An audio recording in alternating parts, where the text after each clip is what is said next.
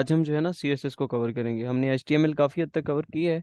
अगर कोई चीज़ें रिमेनिंग हैं भी तो वो हम साथ साथ देखेंगे। जब हम प्रोजेक्ट्स पे जाएंगे ना, तो अगर हमें कोई चीज़ रिक्वायर्ड होगी तो हम उसको साथ में कर लेंगे। अभी के लिए HTML पे टाइम वेस्ट करने की ज़्यादा ज़रूरत नहीं है। मेरे ख्याल में तो HTML को एक दिन मोर देन इनफ होता है। बट हमने ऑलमोस्ट 3 डेज इस पे लगा दिए हैं, ठीक है। तो अब हम CSS की तरफ थोड़ा सा स्विच होते हैं, ठीक है। तो CSS में हमारे पास जो है ना मैंने आपको फर्स्ट जो ओरिएंटेशन क्लास थी ना हमारी, उसमें बेसिक ओवरव्यू दिया था कि CSS होती क्या है, हम किस लिए उसको यूज़ कर रहे होते हैं, ठीक है। फिर भी मैं थोड़ा सा बता देता हूँ, कुछ लोग न्यू जो है ना इनरोल हुए हैं। तो CSS हमारी स्टाइलिंग के लिए यूज़ की जाती है, ठीक है। हम अपनी वेबसाइट को स्टाइल कर रहे होते हैं। जैसा कि मैंने एग्जांपल दी थी, अपनी वेबसाइट को अगर तुम ह्यूमन से कंपेयर करो, तो ह्यूमन का जो स्ट्रक्चर होता है, जो उसका स्केलेटन होता है, वो उसकी HTML है। वेबसाइट की HTML उसका स्केलेटन होती है, ठीक है। उसका स्ट्रक्चर होती है। और इसी के साथ साथ इंसान को खूबसूरत दिखने के लिए उसका कलर होता है। उसका जो है ना, उसको जिस्म के ऊपर मसल्स होते हैं, ठीक है। इस तरह की कोई भी चीज़ जो उसे खूबसूरत बनाती है, वो उसकी स्टाइलिंग है। तो हम अगर वेबसाइट की बात करें तो CSS जो है ना, वो वैसे हमें हमारी वेबसाइट को स्टाइल करती है, ताकि हमारी वेबसाइट जो है वो खूबसूरत दिखे, ठीक है। दूसरी चीज़ ये कि हमारी वेबसाइट जो होती है वो रिस्पॉन्सिव नहीं होती, ठीक है। एक तो हमारी वेबसाइट को खूबसूरत करने के लिए यूज़ की जाती है। दूसरा ये है कि हमारी वेबसाइट रिस्पॉन्सिव नहीं होती। लाइक हमारे हमने एक वेबसाइट बना दी, वो हमारी जो लैपटॉप की स्क्रीन है उस पर तो ठीक दिख रही है, क्या वो दूसरी स्क्रीन्स पर भी बिल्कुल एग्जैक्ट दिखे, मोबाइल पर, टैबलेट पर? तो उसको एग्जैक्ट दिखाने के लिए हम मीडिया क्यूरीज का यूज़ कर रहे होते हैं अपनी वेबसाइट को रिस्पॉन्सिव बनाने के लिए। तो उसके लिए भी CSS यूज़ की जाती है, ठीक है। आई होप सो कि मेरी बात आपको समझ आई होगी, ये वाली बात। मोबाइल हमारी वेबसाइट जो है ना, आपने कोई भी वेबसाइट अगर यूज़ कर रहे होते हैं, लाइक अगर हम गूगल की बात कर लें, गूगल भी एक वेबसाइट है, ठीक है। तो आपके लैपटॉप पे, आपके मोबाइल पे, आपके टैबलेट पे, जिस पे भी आप उसको ओपन करते हैं, उस पे वो एग्जैक्ट शो होती है। कभी ऐसा हुआ है कि बटन अगर टॉप में आना चाहिए था तो उसका डिज़ाइन ख़राब होकर आपके सामने आ गया, ठीक है। अगर डिज़ाइन ख़राब हो जाता है आपकी स्क्रीन पे, तो इसका मतलब वो वेबसाइट गुड लुकिंग नहीं है, उसका डिज़ाइन ख़राब है, ठीक है। तो CSS इस चीज़ के लिए भी यूज़ की जाती है। आपकी वेबसाइट्स में अगर एनिमेशंस डालनी है, इस तरह का कोई काम करना है, उसके लिए भी हम CSS का ही यूज़ करेंगे, ठीक है। तो बाकी फंक्शनैलिटी वगैरह जो है वो हम जावास्क्रिप्ट से देखेंगे। तो अब हम देख लेते हैं कि CSS को हम अपने HTML कोड के अंदर लिखते कैसे हैं, ठीक है। तो इसके 3 तरीके होते हैं लिखने के, ठीक है। कुछ लोगों को इसके बारे में पहले भी आइडिया है, कुछ लोग न्यू भी हैं, तो हम जो है साथ साथ सबको लेके चलेंगे। तो CSS को लिखने के 3 तरीके हैं। एक जो होती है वो हमारे पास होती है इनलाइन CSS, ठीक है। Inline CSS। सेकंड वन हमारे पास होती है इंटरनल, ठीक है। और थर्ड वन हमारे पास होती है एक्सटर्नल, ठीक है, एक्सटर्नल। अब ये इनलाइन CSS वो होती है जब हमने HTML के अंदर कोई भी काम किया है ना, तो उसके लिए हमने टैग्स का यूज किया है। लाइक मैं एग्जांपल लेता हूँ कि H2 मैंने एक हेडिंग ले ली। हमने कहा कि माई हेडिंग, ठीक है, इसको मैंने लिख दिया माई हेडिंग। तो अब ये मेरी एक हेडिंग बन गई। अब इस हेडिंग के टैग के अंदर अगर मैं इसको स्टाइलिंग को यानी कि CSS को लिखता हूँ, तो ये हमारी इनलाइन CSS होती है, ठीक है। यहाँ पर टैग के अंदर कोई भी चीज़ अगर तुम यूज़ कर रहे होते हो ना, लाइक मैं आपको एग्जांपल देता हूँ कि यहाँ पर HTML का टैग है, और यहाँ पे तुमने जो लैंग्वेज इंग्लिश लिखा हुआ है ना, ये इसका एट्रीब्यूट है, ठीक है। ये टैग का एट्रीब्यूट बोलते हैं इसे। तो सेम वैसे ही हम अगर इनलाइन CSS की बात करते हैं, तो वो हम कैसे यूज़ कर रहे होते हैं? टैग के अंदर हम स्टाइल का एट्रीब्यूट यूज करते हैं, ठीक। स्टाइल के एट्रीब्यूट के अंदर हमने जो भी चीज अप्लाई करनी होती है, यहाँ पर हम कर देते हैं। फर्ज करते हैं अभी के लिए मैं आपको ना लगा के दिखा देता हूँ। लाइक मैं यहाँ पर बॉर्डर लगा देता हूँ, ठीक है। मैंने यहाँ पर लिखा बॉर्डर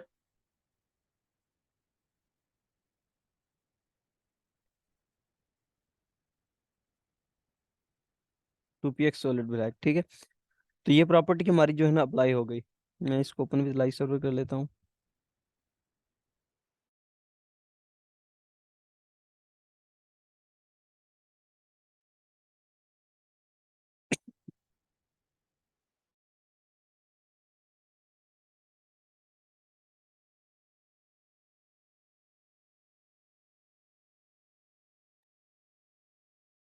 तो मैंने इसको लाइव सर्वर में ओपन कर लिया है। तो हमारी जो माई हेडिंग थी ना, उसको बॉर्डर लग गया, ठीक है। हमने 2px सॉलिड ब्लैक का बॉर्डर लगाया है, ठीक है।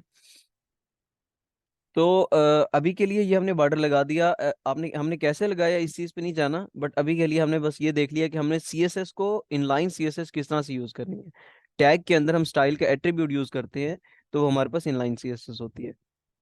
सेकेंड वन हमारे पास होती है इंटरनल। इंटरनल स्टैंड फॉर उसी फाइल के अंदर, ठीक है। लाइक इनलाइन सीएसएस जो हम लिख रहे होते हैं ना, ये भी इसी फाइल के अंदर ही होती है, बट ये हम टैग के अंदर स्टाइल के एट्रीब्यूट के साथ लिखते हैं, ठीक है। तो जब हम इंटरनल सीएसएस की बात करते हैं, तो इसके अंदर हमारा जो हेड का टैग है, इसके अंदर हम स्टाइल का एट्रीब्यूट सॉरी टैग लगाते हैं।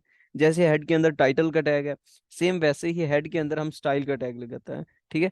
और इसके अंदर हमने जितनी भी सीएसएस लिखनी होती है यहाँ पर लिखते हैं। ये हमारी जो है ना इंटरनल सीएसएस होती है। दूसरा होता है हमारे पास एक्सटर्नल सीएसएस। इसमें हम न्यू फाइल क्रिएट कर लेते हैं सीएसएस की, और मैं इसको जब सेव करूंगा तो इसकी एक्सटेंशन जो होगी वो डॉट सीएसएस की होगी। लाइक मैं इसको कर देता हूँ स्टाइल डॉट सीएसएस। कोई भी आप नाम रख सकते हो, जस्ट जो है एक्सटेंशन जो है वो डॉट सीएसएस की होनी चाहिए।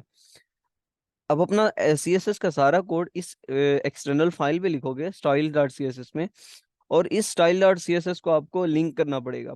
और वो कहाँ पे लिंक होगा? हेड के टैग के अंदर। यहाँ पर मैं लिंक का टैग यूज करूंगा। और ये हमारे पास होता है इधर एच जो है ना, एच हाइपर लिंक रेफरेंस, इसके अंदर हम अपना पाथ दे रहे होते हैं, ठीक है। मैं यहाँ पर पाथ देता हूँ डॉट स्लैश से style dot C S S. ठीक है, 1 मिनट मुझे दीजिएगा, 1 मिनट जस्ट।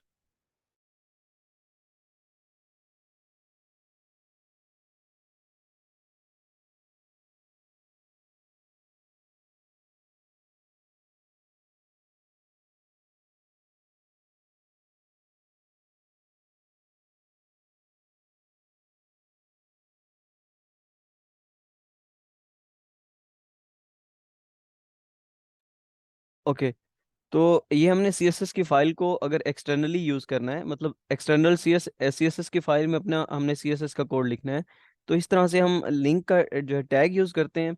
और इसके अंदर हम जो है ना एचरेफ में अपना पाथ दे देते हैं सीएसएस की फाइल का, ठीक है। और ये हमारे साथ एट्रीब्यूट एक होता है REN, रिलेशन, ठीक है। ये हम स्टाइल शीट जो है ना ये लिखना होता है, इसके अलावा कोई भी यूज नहीं करना होता। तो रिलेशन हमने यहाँ पर दिया होता है स्टाइल शीट का, ठीक है। तो अब इस तरह से हम सीएसएस को ऐड कर सकते हैं। बट हमने सीएसएस में किस तरह से एक्सेस करना होता है, क्या करना होता है, ये फिर हम देखते हैं सीएसएस के सिलेक्टर्स के थ्रू कि सीएसएस में कौन कौन से सिलेक्टर हैं, ठीक है। मतलब अब हमने ये एक H2 की हेडिंग है। अब अगर हमने इनलाइन में, इनलाइन सीएसएस में यही स्टाइल का एट्रीब्यूट यूज करके उस पर सीएसएस अप्लाई कर दी, तो वो एक अलग चीज है। बट इस H2 के टैग को हम किसी दूसरी फाइल में किस तरह से एक्सेस कर सकते हैं, या इस H2 के टैग को हम इस स्टाइल के टैग के अंदर किस तरह से एक्सेस कर सकते हैं, ये हमने देखना है, ठीक है। तो इसके लिए हमें चाहिए होते हैं इसके सिलेक्टर्स, ठीक है, जिसके थ्रू हम इस टैग्स को सिलेक्ट करते हैं, इन टैग्स को, ठीक है। तो मैं यहाँ से अभी के लिए स्टाइल का जो है टैग, सॉरी, एट्रीब्यूट जो है इसको हटा देता हूँ। तो हमारा जो अप्लाई हुआ था सीएसएस बॉर्डर हमने अप्लाई किया था, वो यहाँ से खत्म हो चुका है, ठीक है। तो अब हम ये चीज अप्लाई करेंगे सबसे पहले इनलाइन सीएसएस के थ्रू, फिर हम अप्लाई करेंगे एक्सटर्नल सीएसएस के थ्रू, सॉरी इंटरनल और फिर एक्सटर्नल सीएसएस के थ्रू। तो अब हमारा ये H2 का टैग है हमारी पूरी वेबसाइट के अंदर। कितने H2 के टैग आपको नजर आ रहे हैं? सिर्फ एक है, ठीक है। वैसे हम अपनी जब वेबसाइट बनाएंगे ना, वेबसाइट्स जब बनती हैं, कम्प्लेक्स होती हैं, उनके कोड में हजारों H2 के टैग होंगे, ठीक है। बट अभी के लिए हमारी वेबसाइट के अंदर सिर्फ और सिर्फ एक टैग है। तो जब मैं इस टैग को सिलेक्ट करूंगा, तो सिर्फ और सिर्फ यही टैग सिलेक्ट होगा, क्योंकि और H2 का टैग हमारी वेबसाइट में है ही नहीं, ठीक है। तो वेबसाइट के जो सिलेक्टर्स होते हैं ना, CSS के सिलेक्टर, वो भी हमारे पास 3 होते हैं। एक होता है बाय क्लास, एक होता है हमारे पास बाय आईडी, और एक होता है बाय टैग, ठीक है। 3 तरीकों से हम उनको एक्सेस कर सकते हैं। लाइक ये हमारा H2 का टैग है, इसको अब हमने एक्सेस करना है CSS में, तो हम इसको सबसे पहले टैग के थ्रू एक्सेस करेंगे। स्टाइल के अंदर जाके मैं लिखूंगा जो H2 का टैग है ना, H2 लिखा, और जो हमारी करली ब्रैकेट्स हैं, इसके अंदर हम अपना कोड लिखेंगे अब, कि इसके ऊपर बॉर्डर अप्लाई कर दो, ठीक है। मैं अभी के लिए बॉर्डर का कोड लिख देता हूँ कि बॉर्डर 2px सॉलिड ब्लैक। मैं रेड लगा के दिखा देता हूँ ताकि अपडेट हो जाए, ठीक है। अब देखो, अब हमारा बिल्कुल एग्जैक्ट जो है ना वो वर्क कर रही है CSS जो हमने इंटरनल CSS लिखी है। तो अब मैंने किस तरह से लिखा? ये टैग के थ्रू मैंने टैग अप्लाई किया। अब जो दूसरा सिलेक्टर है हमारे पास वो है क्लास, ठीक है। तो हम इसी टैग के अंदर जहाँ पे हमने स्टाइल का एट्रीब्यूट लिखा था, यहीं पे हम एक क्लास का एट्रीब्यूट लिखते हैं, ठीक है। और क्लास के एट्रीब्यूट में हम उस क्लास कोई भी नाम दे सकते हैं, लाइक मैं इसको नाम दे देता हूँ हेडिंग, ठीक है। हेडिंग मैंने नाम दे दिया। अब इसको मुझे जो है ना एक्सेस करना पड़ेगा अपने स्टाइल के टैग के अंदर, ठीक है। तो जब हम क्लास को एक्सेस करते हैं ना, जैसे मैंने टैग को एक्सेस किया था तो मैंने जस्ट टैग का नाम लिख दिया था। जब हम क्लास को एक्सेस करेंगे तो हम डॉट यूज करेंगे, डॉट का साइन, डॉट लिखेंगे और उसके साथ उस क्लास का नाम लिख देंगे। तो हमने यहाँ पर क्लास हेडिंग दी हुई थी, तो हमने यहाँ पे डॉट हेडिंग करके इसको एक्सेस कर लिया। अगर मैं लेट्स सपोज हेडिंग ना करके हेड लिख देता, तो अब हम यहाँ पे इसको एक्सेस करेंगे इस तरह से, हेड, डॉट हेड। मतलब हमारी पूरी वेबसाइट के अंदर जहां जहां पे क्लास हेड लिखी हुई है, वहां वहां पे ये वाली प्रॉपर्टी जो है बॉर्डर की, ये अप्लाई कर दो।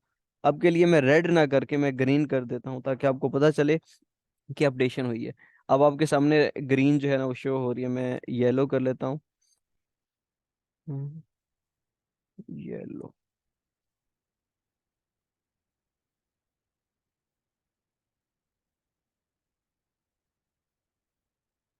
नहीं नहीं, आप कर सकते हैं, H3 का टैग हो, H4 का टैग हो, कोई भी यूज कर सकते हैं।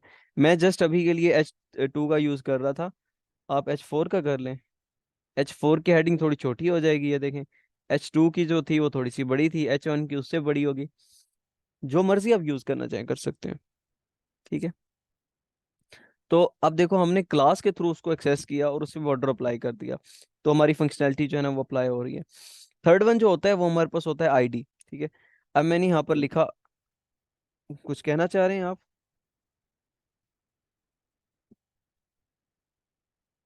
ओके। अब मैंने जैसे क्लास लिखा था यहाँ पर हेड, वैसे मैं आईडी यहाँ पर लिख देता हूँ। मैं अभी के लिए इसका नाम हेडिंग रख देता हूँ, ठीक है। तो मैंने यहाँ पर आईडी हेडिंग रखी। अब देखो, जैसे मैंने क्लास को एक्सेस किया था ना, तो मैंने डॉट का साइन यूज किया था। अब अगर मैं आईडी को एक्सेस करूंगा ना, तो मैं हैश का साइन यूज करूंगा, ठीक है। हैश और उस आईडी का जब नाम लिखेंगे, तो हमारी ये आईडी जो है वो सिलेक्ट हो जाएगी। अब मैंने आईडी रखी हुई है हेडिंग, और हैश हेडिंग की, तो हमारी आईडी सिलेक्ट हो गई। अभी के लिए मैं इसका कलर जो है ना वो कर देता हूँ क्रिम्सन। तो ये देखें, हमारा कलर जो है वो अपडेट हो चुका है, ठीक है। हेडिंग का कलर, ये जो हमारी आईडी थी, हमने अब आईडी को एक्सेस करके जब प्रॉपर्टी अप्लाई की, तो भी हमारा वर्क हो रहा है, ठीक है। दैट्स मीन कि हम इन तीन तरीकों से, टैग के थ्रू, क्लास के थ्रू और आईडी के थ्रू, अपना सीएसएस को सिलेक्ट कर सकते हैं, सीएसएस के टैग्स को एक्सेस कर सकते हैं। अब मैं यहाँ से जो है ना हटा देता हूँ ये चीज़, और यही चीज़ अब मैं एक्सटर्नल सीएसएस से करूंगा, एक्सटर्नल फाइल से, ठीक है। सबसे पहले मैं H4 के टैग से करूंगा, फिर हेड की क्लास से करूंगा, फिर हेडिंग की आईडी से करूंगा। तो ये एच क्लास और आईडी में क्या फर्क है ये बता दें, मैं बता कि देता हूँ हम मैं ज्यादा क्लासेस क्यों यूज मैं करते बता हैं, आईडी जो है ना। मैं बता देता हूँ। अभी के लिए ये चीज़ जब पता चल जाए, अभी के लिए हम देख रहे हैं कि हमारा एक्सटर्नल फाइल से या इंटरनल से सबसे सिलेक्टर्स एक्सेसिबल हो रहे हैं। उसके बाद मैं डिफरेंस भी बता देता हूँ, ठीक है। अब H4 और पे ये मैंने, भी बता और ये भी बता दें कि ये हमें कैसे पता चलेगा कि हमारी style dot C S S की फाइलिंग हुई है या नहीं हुई। ठीक है, अभी के लिए हम देखो अप्लाई कर रहे हैं ना, अगर हमारी प्रॉपर्टी अप्लाई हो जाती है तो हमारी CSS की फाइल लिंक हो जाएगी, ठीक है। अब मैंने यहाँ पर लिखा 2px सॉलिड ब्लैक, ठीक है। अब मैंने बॉर्डर अप्लाई किया, देखो हमारी H4 पे अप्लाई हो रहा है ना, तो इसका मतलब हमारी जो style dot C S S है वो लिंक हो चुकी है, ठीक है। हमने यहाँ पर लिंक की थी अपनी एक्सटर्नल फाइल।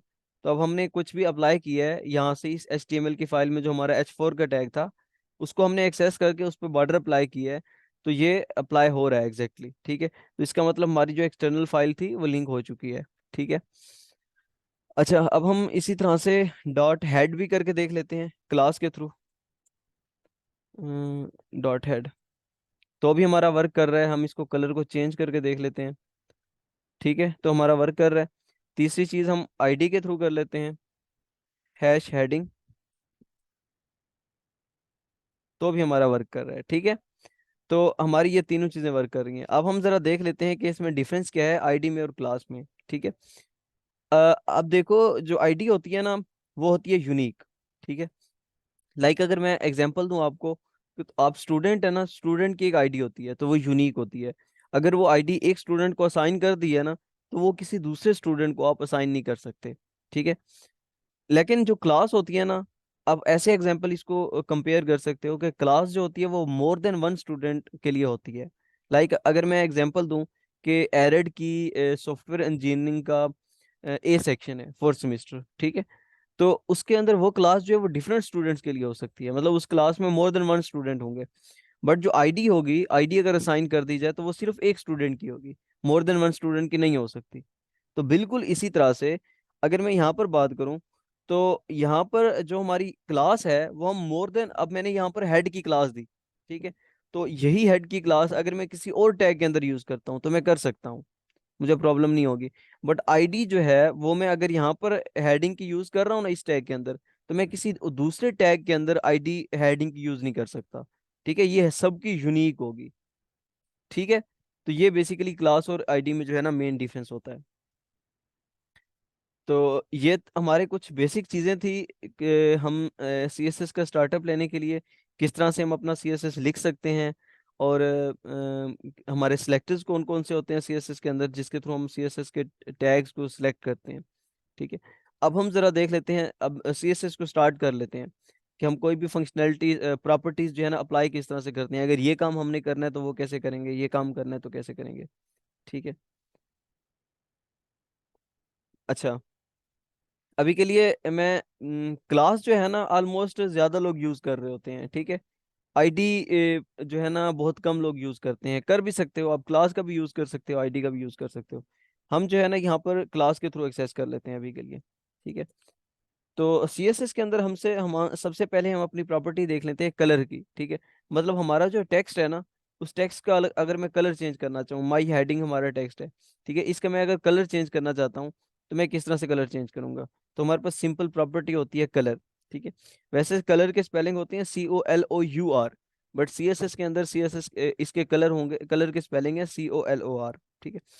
अब मैं कलर यहाँ पर रेड लिख देता हूँ तो ये हमारा कलर इसका रेड हो जाएगा। ठीक है। तो इस तरह से हम कलर इसका चेंज कर सकते हैं, कोई भी कलर हम यूज कर सकते हैं। जो है ना कलर जो है ना इनको यूज करने के भी काफी सारे तरीके हैं। मतलब एक तो हम यहाँ पर ये नेम लिख सकते हैं कंप्लीट, ठीक है, मैंने रेड लिख दिया। दूसरा हमारे पास होता है RGB में, ये देखो यहाँ पर इसमें इसने हमें बता भी रहा है RGB। अगर RGB में ना ये यहाँ पर 255 है, ये मैक्सिमम वैल्यू होती है।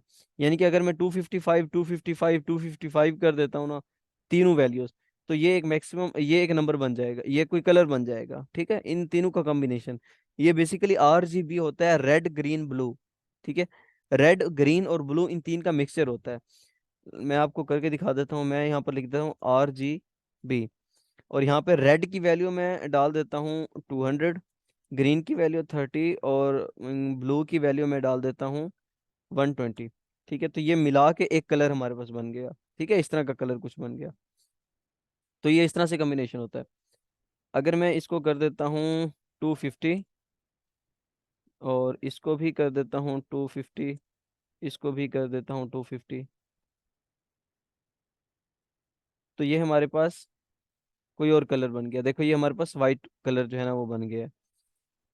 तो इसी तरह से अगर मैं 00 लिख देता हूँ तो वो आई थिंक सो ब्लैक कलर बन जाता है, मुझे एग्जैक्ट याद नहीं है, बट आई थिंक सो ऐसे ही है, 000, तो ये ब्लैक कलर बन जाता है। ठीक है। तो ये हमारे जो है ना RGB में कलर लिख सकते हैं हम। और इसके अलावा हमारे पास होता है हैश में भी कलर होते हैं। ठीक है, मैं अगर लिख देता हूँ कलर हैश 2 3, यही हम एंटर कर देते हैं तो ये हमारे पास भी एक कलर बन गया। ठीक है, हैश में हम कलर लिख सकते हैं। उसके अलावा आई थिंक सो HSL में होते हैं, इस तरह से कुछ होता है, मैं हम जरा चेक कर लेते हैं।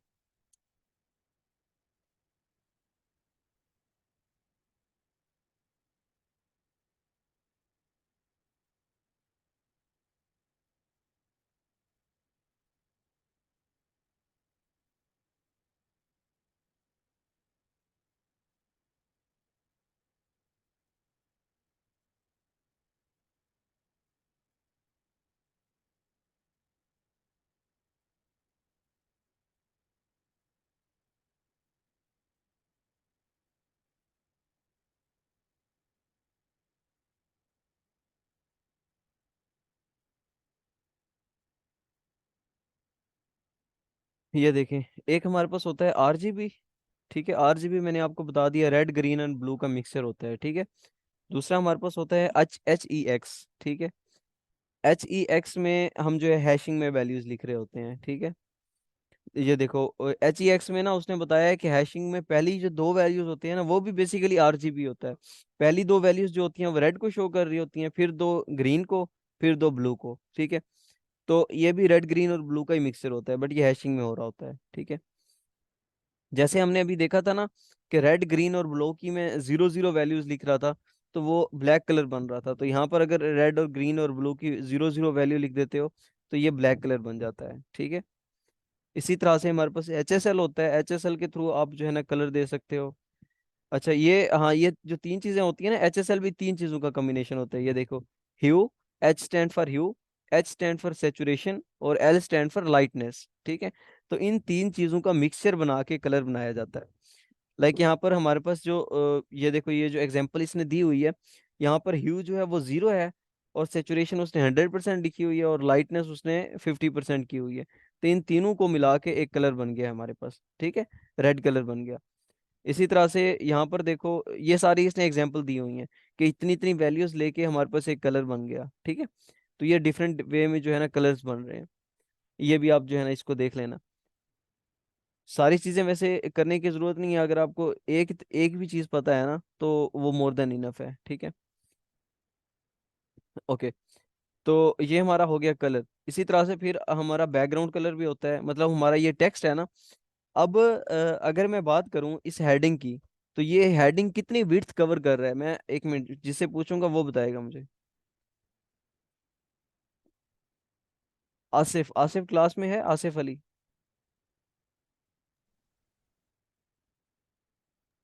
जी सर। ये हमारा हेडिंग जो है ये कितनी विड्थ कवर कर रहा है।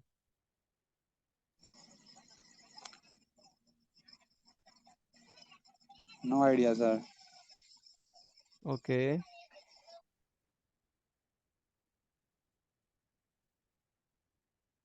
अवैस मैंने बोला था कि जिसको मैं पूछूंगा जिससे वो मुझे आंसर करे।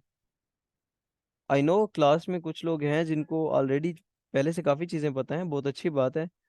बट मैं जस्ट देखना चाह रहा था कि क्लास में कितने लोग एक्टिव हैं। अभी हमने बॉर्डर लगाया था ना, बॉर्डर अपनी हेडिंग को। ठीक है, जब हमने हेडिंग को बॉर्डर लगाया था, बॉर्डर लगाने का मकसद यही होता है कि जब हम बॉर्डर लगाते हैं ना, तो हमारे सामने सारा जो है ना सिनेरियो आ जाता है। हमें समझ लग जाती है कि हमारे ये जो चीज़ हम जिसके ऊपर बॉर्डर लगा रहे हैं ना, ये कितनी उसकी विड्थ है, कितनी हाइट है, उसमें कुछ पैडिंग मार्जिन इस तरह का कुछ भी है तो हमारे सामने आ जाता है। जब मैंने इस पर बॉर्डर लगाया था ना, मैं इस पे दोबारा बॉर्डर लगा के आपको दिखा देता हूँ, बॉर्डर 2px सॉलिड। ठीक है, तो ये हमारा बॉर्डर, अब आप देख सकते हमारा जो बॉर्डर है ना वो पूरी की पूरी स्क्रीन पे आया है, हालांकि हमारा टेक्स्ट जस्ट इतना था। बट हेडिंग जो होती है ना, वो 100% विड्थ को कवर कर रही होती है। ठीक है, मतलब पूरी स्क्रीन की विड्थ कवर कर रही होती है।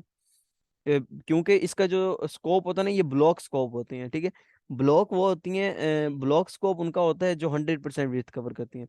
तो हमारी जो हेडिंग्स होती है ना, ये 100% विड्थ को कवर कर रही होती हैं।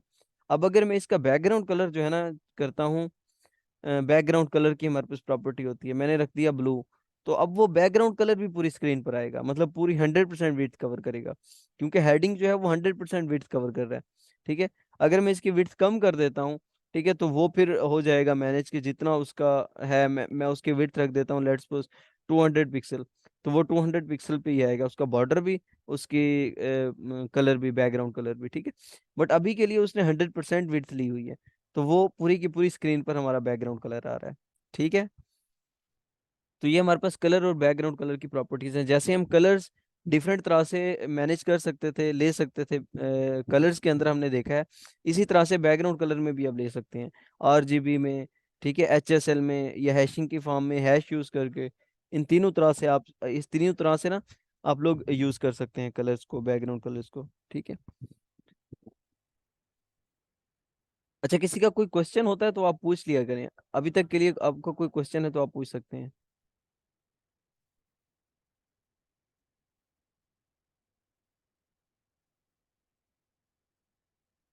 अच्छा, उसके बाद हम जो है ना बॉर्डर देख लेते हैं। ठीक है, अभी हमने ये देखो अप्लाई किया है बॉर्डर। मैं इसको फिलहाल के लिए रिमूव कर देता हूँ। बॉर्डर में तीन चीजें होती हैं। ठीक है, जब हम बॉर्डर अप्लाई कर रहे होते हैं ना, इसमें तीन चीजें होती हैं। एक होता है हमारा बॉर्डर की विड्थ। ठीक है, हमारे पास ये तीन चीजें डिफरेंट डिफरेंट हैं। मैं यहाँ पर लिखता हूँ बॉर्डर की विड्थ। बॉर्डर विड्थ मैंने दे दी लेट्स सपोज 10 px। तो ये पिक्सल में हम उसकी विड्थ दे रहे होते हैं कि हमारा जो बॉर्डर है ना वो इतने पिक्सल का है। उसके बाद जो दूसरी चीज होती है ना हमारे पास, वो होती है बॉर्डर का स्टाइल। ठीक है, बॉर्डर का स्टाइल मैंने लेट्स सपोज दे दिया सॉलिड। ठीक है, सॉलिड का मतलब ये होता है कि इसमें कोई डॉट या इस तरह से कुछ नहीं होगा, सॉलिड लाइन होगी। ठीक है, इसी तरह से हमारे पास डॉटेड भी होता है। ये देखो डॉटेड आ गया। इसी के साथ साथ हमारे पास डैश भी होता है। ठीक है, तो ये डैश में आ गया। और इस तरह इसके अलावा भी काफी होते हैं, हम जरा देख लेते हैं कि कौन कौन से होते हैं। ये देखो डबल होता है हमारे पास, इसके डबल लाइन आती है। ये देखें। ठीक है, इसी तरह से हिडन जो होगा वो तो बाय डिफॉल्ट होगा, हमारे पास शो ही नहीं होगा बॉर्डर। मुबीन भाई ने क्वेश्चन किया है कि पेज को कलर है या सिर्फ वर्ड्स को। तो ये बेसिकली ना हमने हेडिंग को जो है ना कलर किया है। ठीक है, ये जो हमारी हेडिंग है, तो ये हमारे हेडिंग का जितना भी कंटेंट है ना उसको कलर कर रहा होता है। बट हमारी जो हेडिंग है ना उसने जो विड्थ कवर की हुई है ना वो 100% की हुई है। ठीक है, तो ये इसके पूरे 100% को बैकग्राउंड कलर देगा। ठीक है, एक्चुअल में ये इसके कंटेंट को कलर दे रहा होता है, तो इसका हेडिंग जो होती है वो 100% विड्थ को कवर करती है। अगर हम इसकी विड्थ खुद से मैनेज करके कम कर दें तो हो सकता है पॉसिबल के वो उस उतने ही टेक्स्ट को फिर बैकग्राउंड कलर देगा। ठीक है, पेज को कलर नहीं है, ये वर्ड्स को ही बेसिकली कलर है। पेज को कलर नहीं कर रहा, ये हेडिंग को, सिर्फ हेडिंग को कलर कर रहा है। अच्छा, हम जो है ना देख रहे थे बॉर्डर को। तो बॉर्डर में बेसिकली तीन प्रॉपर्टीज होती हैं। एक होती है बॉर्डर की विड्थ जो हमने 10 px दे दी। फिर होता है बॉर्डर का स्टाइल जो हमने अभी देखे हैं। तो हम अभी के लिए सॉलिड का यूज करेंगे। और उसके बाद होता है हमारे पास बॉर्डर का कलर। तो बॉर्डर कलर होता है हमारे पास। ठीक है, तो लेट्स सपोज हमने रेड दे दिया, तो ये बॉर्डर लग गया। 10 px का सॉलिड है और रेड कलर का है। तो अब हमारे पास शॉर्ट हैंड होता है, इन तीनों का शॉर्ट हैंड हम यूज करते हैं, जिसका नाम सिर्फ और सिर्फ बॉर्डर होता है। ठीक है, तो बॉर्डर लिखा 2 px सॉलिड, और मैंने लिख दिया ग्रीन। तो ये हमारा ग्रीन कलर का 2 px का सॉलिड जो है ना वो बॉर्डर लग चुका है। तो इस तरह से हम बॉर्डर अप्लाई करते हैं। जी कुछ पूछना चाह रहे हैं? तो इस तरह से हम जो है ना बॉर्डर अप्लाई करते हैं अपनी वेबसाइट के अंदर, जहाँ पर भी हमें बॉर्डर रिक्वायर्ड होता है तो हम बॉर्डर जो है ना लगा सकते हैं। ठीक है, उसके अलावा हम देखते हैं कि हम क्या कर सकते हैं। Sir block element in line में कैसे कन्वर्ट होता है?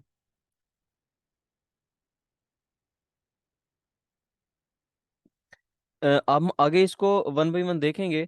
बेसिकली हम जो है ना ब्लॉक को अगर इनलाइन में कन्वर्ट करना चाह रहे हैं तो उसके लिए हमें जो बेसिक लेवल की चीज़ है तो फ्लोट का यूज़ करते हैं। ठीक है, तो हम फ्लोट का यूज़ ना करके फिर आगे फ्लेक्स भी देखेंगे, इस तरह ग्रिड भी होता है।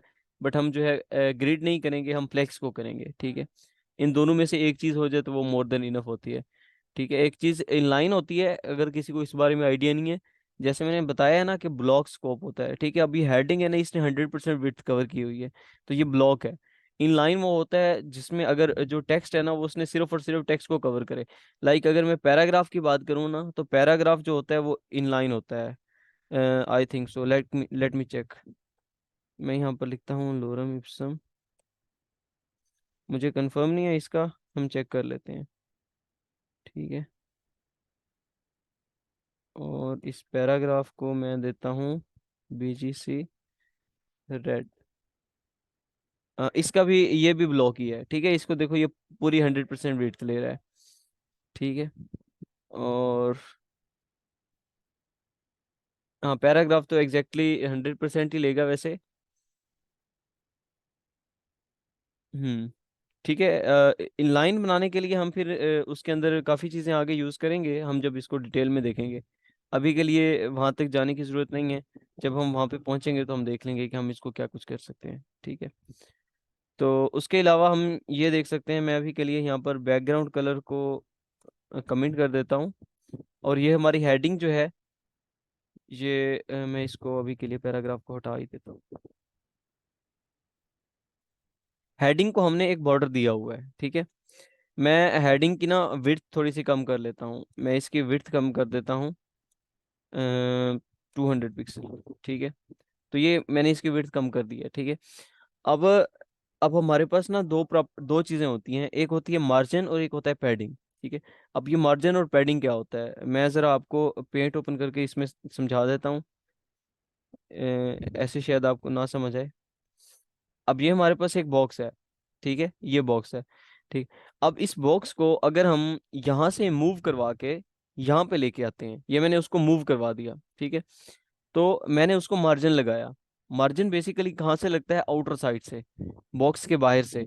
मतलब यहाँ पर बॉक्स था तो मैंने कहा कि इसको थोड़ा सा राइट में लेके जाओ, मतलब थोड़ा सा आगे कर दो, और थोड़ा सा इसको नीचे भी कर दो, ठीक है। तो मैंने इसको बाहर की साइड से लेफ्ट से किया और टॉप से किया, थोड़ा सा आगे कर दिया और थोड़ा सा नीचे कर दिया बाहर की तरफ से। तो ये हमारा मार्जिन था। बट अगर मैं बात करूं पैडिंग की, तो ये मेरा बॉक्स था, मैंने इसको अंदर की तरफ से बढ़ाया, अंदर से एक्सपैंड किया, तो ये कुछ इस तरह का बन गया, ठीक है। अंदर से एक्सपैंड करने के बाद, तो ये होता है हमारा पैडिंग। जब उसको अंदर से एक्सपैंड करते हैं तो वो हमारा पैडिंग होता है। जब हम उसको बाहर से कुछ भी लेफ्ट से या टॉप से या किसी भी साइड से, आपकी आवाज नहीं आ रही, शायद आप कोई क्वेश्चन पूछना चाह रहे हैं।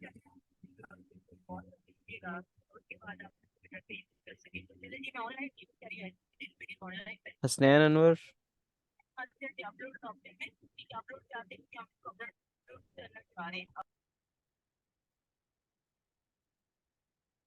तो ये हमारे पास वैसे मार्जिन और पैडिंग को हमने देख लिया है। हम इधर अप्लाई करके देखते हैं, तब हमें सही से समझ आएगी, ठीक है। अब मैंने यहाँ पर पैडिंग अप्लाई किया, तो पैडिंग मैंने आपको बता दिया कि पैडिंग जो होगी ना वो अंदर से इसको एक्सपेंड करेगी बॉक्स को, ठीक है। अब पैडिंग जो है ना वो भी यूज करने के लिए हमारे पास जो है ना होते हैं कि पैडिंग आप लेफ्ट से देना चाह रहे हैं, राइट से देना चाह रहे हैं, टॉप से देना चाह रहे हैं, या बॉटम से देना चाह रहे हैं, ठीक है। चार तरफ से आप पैडिंग को देख सकते हो। तो हमारे पास जो प्रॉपर्टीज होती हैं अभी इस तरह से होती हैं, लेफ्ट से, टॉप से, बॉटम से, राइट से। तो पैडिंग टॉप से मैंने दिया 200 पिक्सल, तो ये बॉक्स के अंदर से, ठीक है, बॉक्स के अंदर इसने एक्सपैंड कर दिया, बॉक्स को एक्सपैंड किया है इंटीरियर से। 200 पिक्सल टॉप से इसने इसको पैडिंग दे दी, ठीक है। अगर मैं उसके बाद पैडिंग दे देता हूँ लेफ्ट से, तो पैडिंग लेफ्ट मैंने 100 पिक्सल कर दिया, तो ये लेफ्ट से भी इसने दे दी। अब टॉप से 200 पिक्सल है और लेफ्ट से 100 पिक्सल, इसने टेक्स्ट को आगे बढ़ा दिया और बॉक्स को एक्सपैंड कर दिया, ठीक है। तो इसी तरह से हम लेफ्ट से जैसे मैंने दिया, टॉप से दिया, आप बॉटम से और राइट से भी दे सकते हैं, ठीक है। तो इसका एक हमारे पास जो है ना शॉर्ट हैंड होता है कि हम ये सारी लेफ्ट राइट ना लिख के सिर्फ पैडिंग का वर्ड यूज करेंगे, ठीक है। और इसके अंदर अब हम अब इसके अंदर हमने जो है ना वैल्यूज लिखनी है, ठीक है। अब अगर आप सिर्फ और सिर्फ एक वैल्यू लिखते हो, लाइक मैंने लिख दिया 100 पिक्सल, ठीक है। तो अब ये 100 पिक्सल की पैडिंग जो है ना ये चारों तरफ से होगी, ठीक है। ये चारों तरफ से 100 पिक्सल की पैडिंग आ गई। अब ये आपको राइट से थोड़ी ज्यादा लग रही है, क्योंकि अगर मैं पैडिंग हटाता हूँ ना, तो ये राइट से ऑलरेडी इसका कुछ स्पेस है, जिसकी वजह से ये हमें, मैं इसको अभी के लिए अगर टेक्स्ट लाइन सेंटर कर देता हूँ, तो ये अभी सेंटर में आ गया, ठीक है, सेंटर में आ गया है। तो अब अगर मैं इसको पैडिंग देता हूँ, अब आपको हर तरफ से इक्वल नजर आएगी, ठीक है। 100 पिक्सल टॉप से है, 100 बॉटम से है, 100 लेफ्ट से है और 100 राइट से है, ठीक है। तो ये चारों तरफ से इसने इसको 100 पिक्सल दे दी जब हमने जस्ट एक वैल्यू लिखी। अगर मैं दो वैल्यू लिख देता हूँ, लाइक मैंने लिखा 100 px और 200 px।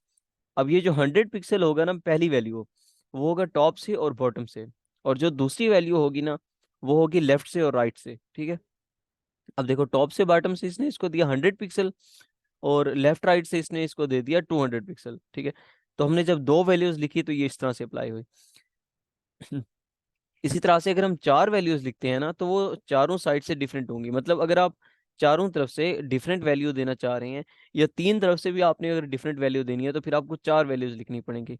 अब वो वैल्यूज होंगी किस तरह से, वो होती है हमारे पास क्लॉकवाइज, ठीक है। क्लॉकवाइज में सबसे पहले टॉप, उसके बाद राइट, उसके बाद बॉटम, उसके बाद लेफ्ट। ठीक है, तो मैं टॉप से दे देता हूँ इसको 100 पिक्सल, और लेफ्ट से मैंने इसको दे दिया 50 पिक्सल, बॉटम से 200 पिक्सल, और राइट से मैंने जस्ट 10 पिक्सल दे दिया। अब देखो, टॉप से इसको 100 पिक्सल मिला, लेफ्ट से इसको 50 पिक्सल मिला, क्योंकि इसकी स्पेस इतनी तो ऑलरेडी थी, इतनी इसको 50 पिक्सल और मिल गई।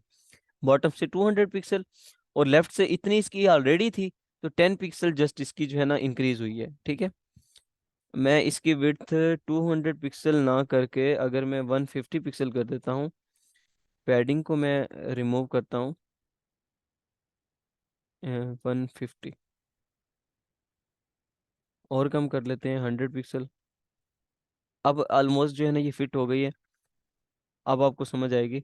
ये देखो, टॉप से इसको 100 पिक्सल मिला, इधर से इसको 50 पिक्सल मिला, नीचे से इसको 200 पिक्सल मिला, और यहाँ से आपको लेफ्ट से जो है ना ये 10 पिक्सल जस्ट मिला।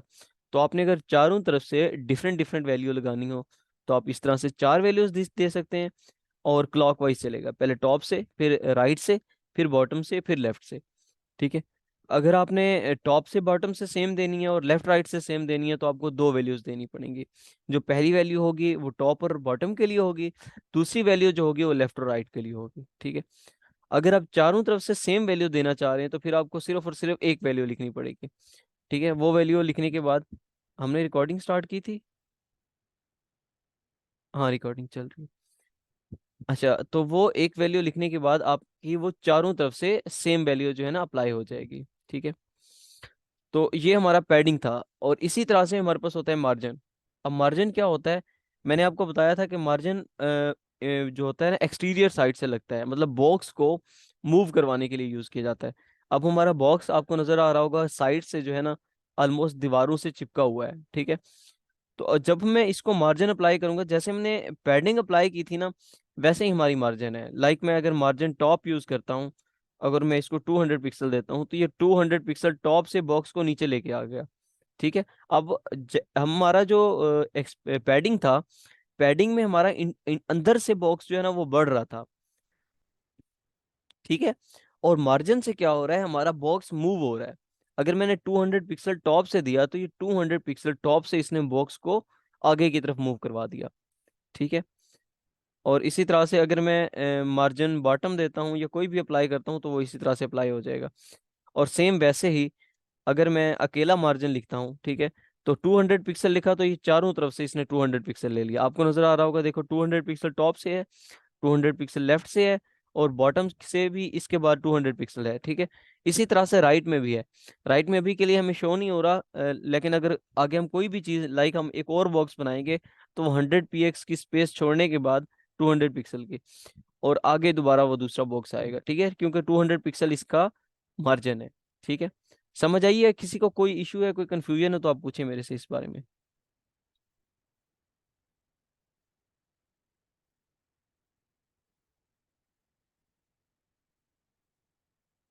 कोई क्वेश्चन नहीं है किसी का?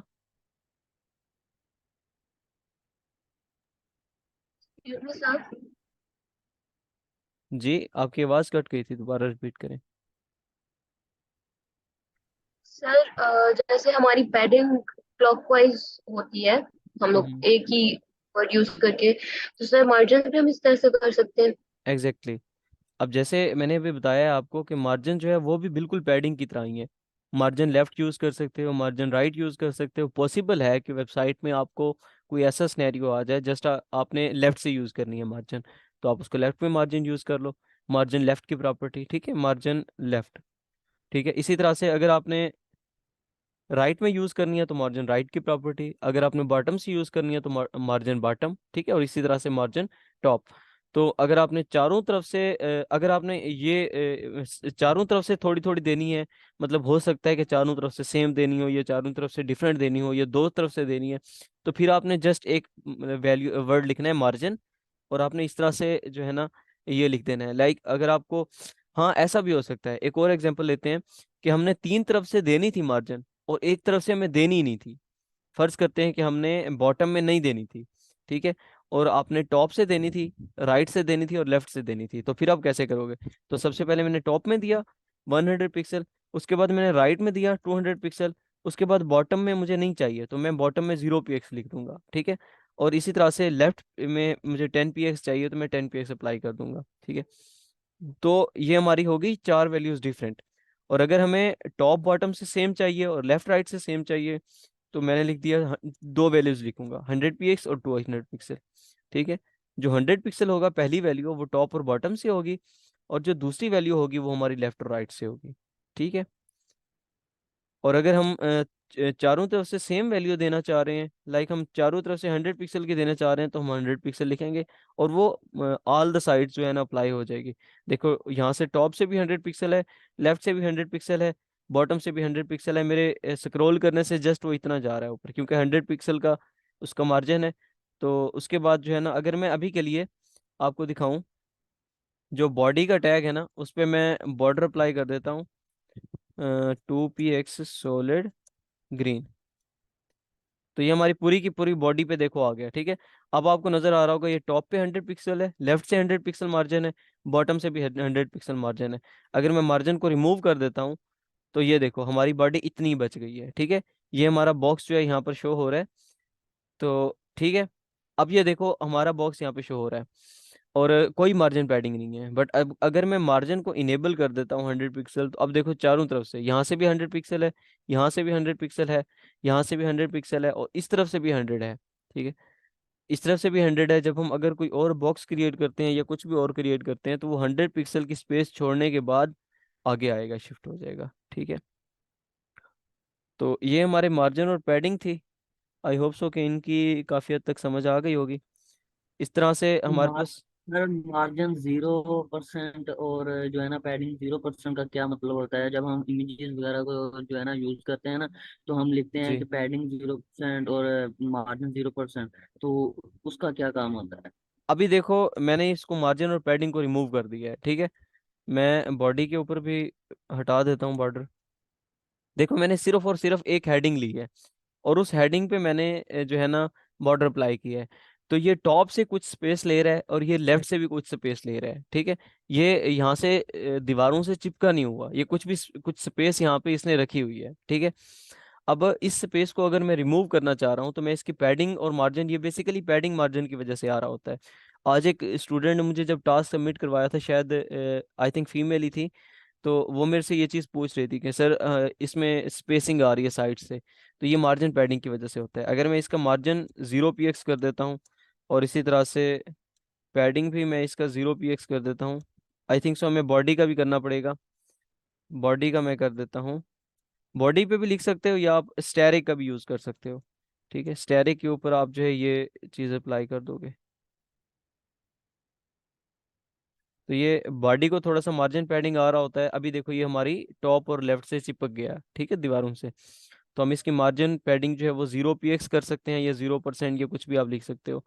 तो ये आपका जो है साइड से चिपक जाएगा, बिल्कुल जो साइड से स्पेस आ रही थी। अब जाहिर सी बात है अगर आपकी वेबसाइट है और उस वेबसाइट पे आपने साइड से आपका बॉर्डर शो, मतलब बॉर्डर नहीं, एक खाली स्पेस शो हो रही है, ठीक है, ये देखें, तो ये काफ़ी अजीब लगेगी, आपकी वेबसाइट काफ़ी स्ट्रेंज होगी, ठीक है। तो इसी तरह से जैसे ये यहाँ पर शो हो रही है, अगर मैं इसकी विड्थ 100 px ना करूँ, देखो ये जैसे ये लेफ्ट से ले रही है ना वैसे ये राइट से भी ले रही है। यहाँ से आपको लेफ्ट से भी नजर आ रहा है, ये राइट से भी नजर आ रहा है, तो ये हेडिंग दोनों तरफ से हो रही है। और ये टॉप से भी मार्जिन आ रहा है, इसी तरह से ये बॉटम से भी आ रहा होगा, ठीक है। तो ये हर साइड से मार्जिन पैडिंग ले रहे होते हैं। तो मार्जिन पैडिंग जब हम 0 कर देते हैं तो फिर उसके बाद ये जो स्पेस ले रहे थे वो खत्म हो जाती है। जी, इसके अलावा कोई क्वेश्चन है तो पूछें। लेकिन सर इमेजेस मैंने जो है ना वो हमने देखा है कि जब 0% करते हैं तो वो थोड़ी सी दरमियान में स्पेस रख लेती है। मतलब किस तरह से? कि जब हम 0 पिक्सल देते हैं दोनों को, मार्जिन और ये दूसरा किसका पैडिंग। माइक अनम्यूट है? कमर। अच्छा, दोबारा काइंडली क्वेश्चन अपना रिपीट करिएगा कि इमेजेस में जब आप मार्जिन पैडिंग 0 करते हैं तो तो वो दरमियान में हल्की सी स्पेस लेता है, ऊपर से भी और नीचे से भी और राइट और लेफ्ट से भी। मतलब आप ये कह रहे हैं कि एक इमेज लगाई उसके साथ दूसरी इमेज लगाई, उसमें हम मार्जिन पैडिंग 0 कर देते हैं तो वो उनके कुछ मार्जिन रह जाता है। जी। जी बिल्कुल। अच्छा, अगर हम मार्जिन पैडिंग ना यूज करें, ठीक है, कुछ भी उसमें लिखे ना मार्जिन पैडिंग के बारे में, तो फिर इमेजेस आपस में मर्ज होती हैं। जी बिल्कुल। ठीक है, तो फिर शायद इसलिए हम यूज कर रहे होते हैं कि मार्जिन पैडिंग जब जीरो कर देंगे तो शायद वो उनके दरमियान थोड़ी सी स्पेस लाने के लिए होता होगा। ठीक है, इसको कभी ट्राई नहीं किया, इसको भी हम ट्राई कर लेंगे। ठीक है, आप खुद भी इसको ट्राई कर सकते हैं आफ्टर द क्लास, कि आप एक इमेज लें, उसके साथ दूसरी इमेज सेम ले लें। ठीक है, मतलब एक इमेज आपने यहाँ पर यूज की, इमेज का टैग, उस इमेज को लिया, साथ में दूसरी इमेज ले ली। ठीक है, इमेज को आप जो है बल्कि हमने वो फ्लोट या कुछ भी फ्लैक्स इस तरह की चीज़ पढ़ी नहीं है, तो वो एक लाइन में तो नहीं आएंगे, लेकिन यह है कि आप टॉप बॉटम से देख सकते हैं। ठीक है, वो इमेजेस दो आ जाएंगी, तो आप उसमें देख लें कि अगर उसमें कुछ भी मार्जिन वगैरह आ रहा है, या फिर आप जीरो जब करते हैं तो तब कोई डिफरेंस आ रहा है या नहीं आ रहा। ठीक है, ये देख के आप फिर मुझे बताइएगा कि क्या डिफरेंस आया है इसमें। अच्छा, तो उसके बाद हम जो है ना, इसकी हाइट विड्थ की प्रॉपर्टीज होती हैं, लाइक जैसे हमने यहाँ पर देखा कि हमारी विड्थ की प्रॉपर्टी थी, हमने विड्थ इसकी 100 px कर दी। इस तरह से हम इसकी हाइट भी इंक्रीज डिक्रीज कर सकते हैं। मैंने इसकी हाइट अगर 200 पिक्सल कर दी, तो ये 200 पिक्सल की इसकी हाइट इंक्रीज होगी। ठीक है, इंक्रीज डिक्रीज कर सकते हैं आप हाइट को अपनी रिक्वायरमेंट्स के मुताबिक, जैसे आपकी रिक्वायरमेंट्स होंगी। ठीक है, हाइट में इसकी, हाइट और विड्थ में इसके अलावा आई थिंक सो कोई भी चीज़ नहीं है बताने वाली। ठीक है, हाँ ये है कि मिनिमम विड्थ और मिनिमम हाइट होती है, इसी तरह से मैक्सिमम विड्थ और मैक्सिमम हाइट की प्रॉपर्टीज होती हैं। लाइक अगर मैं यहाँ पर लिखता हूँ, हाइट ना करके मैं इसको लिख देता हूँ, एक मिनट, मैं इसको अभी के लिए कमेंट करता हूँ, और विड्थ में हम देखते हैं। मैंने यहाँ पर लिख दिया मिनिमम विड्थ। ठीक है, अब ये मिनिमम विड्थ इसने ले ली 100 पिक्सल। ठीक है, तो मैक्सिमम ये कितनी लेगा जो इसकी बाय डिफॉल्ट है। मैंने इसमें लिखा कि मिनिमम विड्थ इसकी 100 पिक्सल लिखनी है, 100 पिक्सल से कम ना हो। ठीक है, तो ये मैक्सिमम कितनी लेगा, वो लेगा 100 पिक्सल, 100% ही लेगा, क्योंकि इसकी बाय डिफॉल्ट है। अगर मैं लिख देता हूँ मैक्सिमम, मैक्सिमम विड्थ इसकी 100 px हो, 100 px से ज्यादा हो ही ना, ये देखो तो 100 लेगा। अगर मैं इसके में थोड़ा सा कंटेंट इंक्रीज कर देता हूँ, मैं इसमें कंटेंट इंक्रीज कर दिया। ठीक है, तो ये मेरा कंटेंट जो है ना ओवरफ्लो हो रहा है। ठीक है, बस उसकी जो विड्थ थी वो उसकी फिक्स हो गई, बट हमारा कंटेंट ओवरफ्लो होना स्टार्ट हो गया। अगर मैं इसकी मैक्स विड्थ नहीं लगाता, विड्थ लगाता हूँ 100%, तो भी ये इतनी आ गई। अब ये मैंने मैक्स विड्थ लगा दी कि मैक्स इसकी विड्थ जो है ना वो 100 px है, इससे ज्यादा हो ही नहीं सकती। ठीक है, तो ये इससे ज्यादा हुई ही नहीं, वो इंक्रीज नहीं हुई। ठीक है, तो अगर हम इसी तरह से हाइट को अगर मैं देखता हूँ, तो मैंने मिनिमम हाइट लगा दी अगर जैसे फर्ज करते हैं 20 पिक्सल। ठीक है, मिनिमम हाइट है 20 पिक्सल, अब मिक्स मैक्सिमम कितनी होगी, जितनी हमें रिक्वायर्ड होगी। अब ये अगर मैं यहाँ से मिनिमम ना लगा के सिर्फ हाइट लगाता हूँ ना, तो अब ये हाइट इसकी 20 px होगी, हमारा टेक्स्ट दोबारा से ओवरफ्लो हो गया। ठीक है, अब अगर हम हाइट 20 px लगाते हैं, हमें नहीं पता कि हमारा कंटेंट कितना बढ़ेगा। ठीक है, तो मैंने इसमें मिनिमम हाइट लगा दी कि मिनिमम हाइट 20 px है, मैक्सिमम कितनी होगी, जितना हमारा कंटेंट होगा। ठीक है, अब हमारा कंटेंट जितना था उस लिहाज से हाइट इंक्रीज हो गई। अगर मैं वही चीज़ यहाँ पे मिनिमम हाइट लगा देता हूँ, मिनिमम विड्थ लगा देता हूँ, तो अब इसको होना क्या चाहिए था आपके अकॉर्डिंग, 100 पिक्सल जो थी वो मिनिमम होनी चाहिए थी, उससे ज्यादा कितनी होती, जो उस जितना कंटेंट था। बट इसका जो कंटेंट है वो बाय डिफॉल्ट जो विड्थ लेता है बाय डिफॉल्ट, वो 100% लेता है। तो इसलिए ये मिनिमम तो 100 पिक्सल थी, बट मैक्सिमम कितनी हो गई ये जो बाय डिफॉल्ट थी। ठीक है, इस तरह से आप मिनिमम विड्थ और हाइट अप्लाई कर सकते हैं। मैं इसको एक और एग्जांपल से आपको समझाता हूँ। जैसा कि मैं यहाँ पर पैराग्राफ लेता हूँ। ठीक है, और इस पैराग्राफ के ऊपर मैं अप्लाई करता हूँ प्रॉपर्टी, और यहाँ पर मैं लिख देता हूँ, सबसे पहले तो मैं इसको बॉर्डर अप्लाई करूँगा, 2 px सॉलिड ब्लैक। इसको मैं थोड़ा सा टॉप से मार्जिन देता हूँ, ताकि ये ऊपर इसके साथ चिपका हुआ है ना आपको सही से नज़र आ जाए। मार्जिन टॉप मैंने दे दिया इसको 20 px। ठीक है, अब हम इसमें देख रहे थे कौन सी property, minimum, let's suppose width को अभी हम कम करते हैं, ठीक है। तो मैंने इसकी लिख दिया कि मैक्सिमम इसकी जो हाइट है ना, विड्थ है, वो 200 पिक्सल हो, इससे ज्यादा विड्थ हो ही ना। तो हमारी ये इसने कम कर दिया और इसने हाइट को इंक्रीज कर दिया है, क्योंकि हाइट हमारे कंटेंट के हिसाब से इंक्रीज हो सकती है। अगर मैं यहाँ पर विड्थ को कमिट आउट करता हूँ, अब देखो हमारी इतनी सी हाइट थी क्योंकि हमारा कंटेंट ही इतना था। अगर मैं इस कंटेंट को कॉपी करता हूँ और बार बार पेस्ट करता हूँ, अब देखो हमारा कंटेंट जैसे जैसे इंक्रीज हो रहा है ना, हमारी हाइट ऑटो इंक्रीज होती जा रही है, हाइट ऑटोमेटिकली इंक्रीज हो जाती है, ठीक है। अब अगर मैंने इसकी विड्थ जो है वो 200 पिक्सल कर दी, तो हाइट खुद ब खुद उसने इंक्रीज करता गया, ठीक है। अब अगर मैं इसकी हाइट पे भी ये प्रॉपर्टी लगा देता हूँ कि मैक्सिमम इसकी जो हाइट है ना वो हो 400 पिक्सल, तो 400 पिक्सल से इसकी हाइट इंक्रीज ही नहीं होगी, हमारा कंटेंट ओवरफ्लो हो जाएगा, ठीक है। अब इसके अंदर फिर हमारे पास ओवरफ्लो की प्रॉपर्टीज आ जाती हैं कि अगर हमारा कंटेंट ओवरफ्लो हो रहा है तो उसको हम क्या करना चाह रहे हैं। ओवरफ्लो को अगर मैं हिडन कर देता हूँ, तो जितना कंटेंट ओवरफ्लो हो रहा था वो छुप गया, मतलब उसने वो कट कर दिया, हमारा वो शो ही नहीं होगा। मतलब मैंने ऐसे कह दिया कि मेरी वेबसाइट की विड्थ, मतलब ये जो मेरा डिव है या जो भी है, इसका जितनी भी मैंने विड्थ और हाइट सेट की हुई है ये इतनी हो, इससे ज्यादा जितना भी हमारा कंटेंट हो रहा है ना वो ओवरफ्लो कर दो, ओवरफ्लो को हिडन कर दो, ठीक है। ओवरफ्लो इस तरह से, और ओवरफ्लो में होती है हमारे पास विजिबल। अगर मैं विजिबल लगा देता हूँ तो वो तो बाय डिफॉल्ट होती है, मतलब ओवरफ्लो जितना भी कंटेंट हो रहा है उसको विजिबल रहने दो, ठीक है। तो वो तो बाय डिफॉल्ट प्रॉपर्टी है। इसी तरह से हमारे पास स्क्रॉल होता है कि अगर हमारा जितना भी कंटेंट है ना वो अगर ओवरफ्लो हो रहा है तो उसमें स्क्रोलर लगा दो, ठीक है। तो वो स्क्रोलर में हमारा कंटेंट जो है ना स्क्रॉल होना स्टार्ट हो गया। इसी तरह से हम और चेक कर लेते हैं कौन कौन सी प्रॉपर्टीज हैं। ऑटो होती है हमारे पास, तो ऑटो में भी वही हमारा स्क्रोलर होता है। ऑटो में और स्क्रोलर में ना एक डिफरेंस है, मैं आपको डिफरेंस बताता हूँ। अब आपने ना ये देखा होगा कि हमारा कंटेंट कहाँ से ओवरफ्लो हो रहा है। अभी के लिए हमारा कंटेंट ओवरफ्लो हो रहा था हाइट में, ऐसे ही है ना। तो उसने क्या किया, जो हाइट वाला स्क्रोलर था ना, उसको उसने क्या किया, इनेबल किया है। बट स्क्रोल, जब हमने ओवरफ्लो की प्रॉपर्टी स्क्रोल लगाई है ना, तो स्क्रोलर दोनों तरफ से आ गया, वर्टिकली भी आ गया, हॉरिजेंटली भी आ गया। लेकिन जो हमारा वर्टिकली था वो इनेबल्ड है, ठीक है। बट हमारा हॉरिजेंटल जो स्क्रोलर है ना वो डिसेबल्ड है, ठीक है। वो अभी के लिए वर्क वर्क में नहीं है, क्योंकि हमारा कंटेंट जो था वो सिर्फ हाइट में ओवरफ्लो हो रहा था, तो उसमें उसने हाइट में जो है ना स्क्रोलर लगा दिया।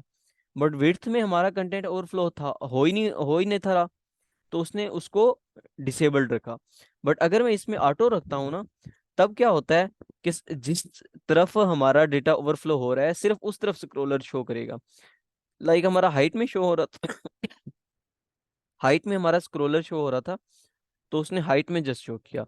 विड्थ का स्क्रोलर नीचे आपको नजर ही नहीं आ रहा, डिसेबल होना तो दूर की बात है, ठीक है। अब एक क्वेश्चन माइंड में ये आता है कि हमारा लाइक हमने विड्थ इसकी फिक्स कर दी 200 पिक्सल, तो हमारा तो 200 पिक्सल से कंटेंट आगे जाएगा ही नहीं। जब भी 200 पिक्सल पे आगे हमने लिमिट लगा दिया तो वो हाइट में इंक्रीज होना स्टार्ट हो गया, तो विड्थ में कैसे ओवरफ्लो हो सकता है, ठीक है। तो इसमें ये हो सकता है कि इस पैराग्राफ के बाद अगर मैं एक इमेज यूज कर लेता हूँ, हमने आई थिंक सो इमेज यहाँ से रिमूव करवा दी थी। हम्म मैं इस इमेज को कट करता हूँ और यहाँ पर रख देता हूँ, और इस इमेज को मैं पिक कर लेता हूँ। अब देखो हमारी इमेज, सॉरी, हमने इसको पैराग्राफ किसके ऊपर हमने अप्लाई किया हुआ है, ये पैराग्राफ के ऊपर अप्लाई किया हुआ है। तो मैं इस इमेज को भी पैराग्राफ के अंदर ही रख लेता हूँ अभी के लिए। अब देखें हमारी इमेज जो है ना, इस पैराग्राफ के बाद हमारी इमेज आई है, तो अब इमेज हमारी विड्थ में ओवरफ्लो हो रही है, ठीक है, विड्थ में ओवरफ्लो हो रही है। तो ये हमारा डेटा, अब हमने क्या अप्लाई किया है, इसकी वैल्यू ओवरफ्लो की, ऑटो। अब जब हमने ऑटो अप्लाई की ना, तो जब हमारा स्क्रॉल डेटा विड्थ में भी ओवरफ्लो हो रहा था, हाइट में भी ओवरफ्लो हो रहा था, तो उसने ऑटोमेटिकली क्या किया, दोनों तरफ से स्क्रोलर लगा दिए। बट अगर हमारा डेटा विड्थ में ओवरफ्लो नहीं हो रहा, मैं इस इमेज को हटा देता हूँ, तो ऑटो सिर्फ और सिर्फ हाइट में स्क्रोलर लेके आएगा, क्योंकि हमारा डेटा जो है वो हाइट में जो है ना ओवरफ्लो हो रहा था। बट अगर मैं हमारा डेटा दोनों तरफ से ओवरफ्लो हो रहा है और हमने यहाँ पर स्क्रोल लगाया है, ठीक है, स्क्रोल, तो हमारा डेटा दोनों तरफ से ओवरफ्लो हो रहा था तो दोनों तरफ से उसने शो कर दिया, ठीक है। बट अगर हमारा डेटा एक तरफ से ओवरफ्लो हो रहा होगा, इमेज को मैं हटा देता हूँ, तो भी दोनों तरफ से स्क्रोलर आएगा, बट जिसमें ओवरफ्लो हो रहा है उसमें इनेबल्ड होगा, बाकी में डिसेबल होगा, ठीक है। इसमें कोई क्वेश्चन है किसी किस्म का तो आप पूछ सकते हैं। आज के लिए इतना काफी है, बट अगर कोई क्वेश्चन तो वो पूछ लें।